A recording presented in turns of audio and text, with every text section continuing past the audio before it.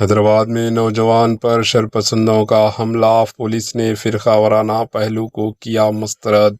24 سالہ محمد محبوب کو چہارشنبے کی شام پہاڑی شریف پولیس اسٹیشن لمٹس میں جلپلی روڈ پر مبینہ طور پر چند افراد نے حملہ کر کے زخمی کر دیا۔ ان کے سر پر شدید چوٹیں آئی۔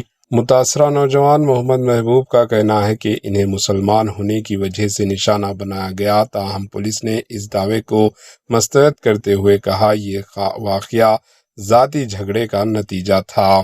محمد محبوب کے مطابق وہ اپنے دوست محمد خالد کے ساتھ شام تقریباً 4:30 بجے جلپلی سے گھر واپس جا رہا تھا کہ اجے نامی ایک شخص نے انہیں روک لیا۔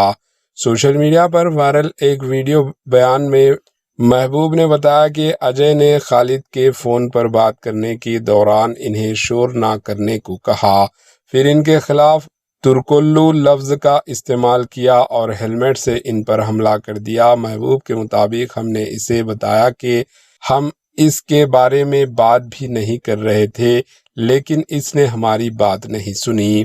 محبوب کا کہنا ہے کہ خالد وہاں سے نکلنے میں کامیاب ہو گیا، لیکن اجے اور مزید 4 افراد نے مل کر ان پر حملہ کر دیا۔ پہاڑی شریف پولیس نے نفرت انگیز حملے کے الزام کو مسترد کرتے ہوئے کہا کہ محمد محبوب اور اجے کے درمیان پہلے جھگڑا ہوا تھا، جس کے دوران اجے نے ہیلمٹ سے محبوب کو مارا۔ بعد ازاں چرن لکی گوڑ اور ایک شخص بھی مبینہ طور پر حملے میں شامل ہو گیا۔ پولیس کے مطابق اس واقعے کا کوئی فرقہ وارانہ پہلو نہیں ہے۔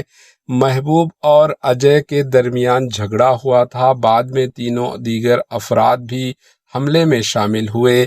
محبوب اس وقت نشے میں تھا اور ان کے الزامات ٹھیک نہیں ہے۔